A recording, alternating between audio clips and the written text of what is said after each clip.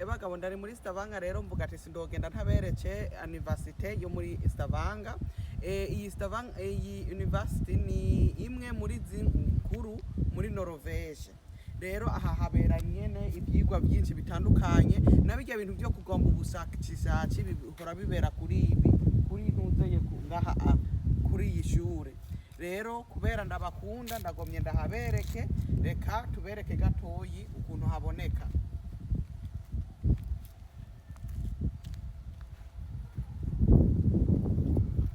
Murabona ko ari ahantu heza, hariho n'amashure y'abana nyene y'abanyeshuri nyene bigako bakaba ngaha hantu.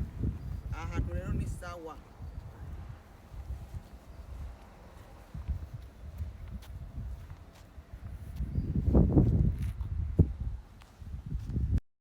Hama rero ngaha rero niho bigira amashuri yamwe makuru nk'uko ugomba kwigira ubuganga canke ubuforoma canke ubwarimu. Aha rero niho ushobora kwiga neza kuri university nziza nyene nkuru y'igihugu, imwe muri nkuru z'igihugu.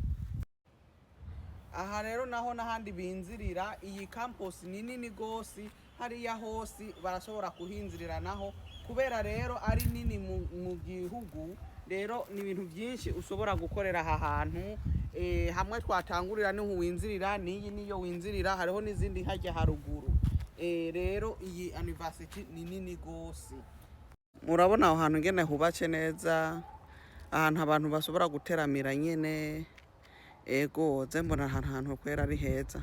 Ahantu ni hanini gose, ni heza gose.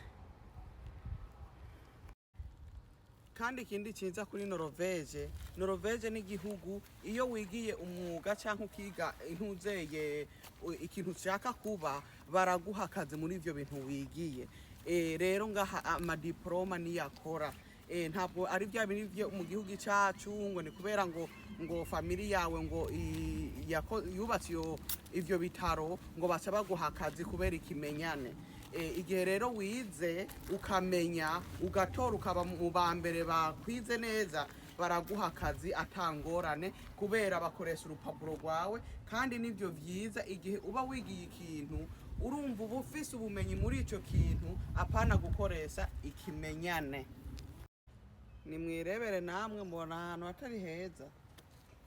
Jewe ndahakunze, ahantu hatuje.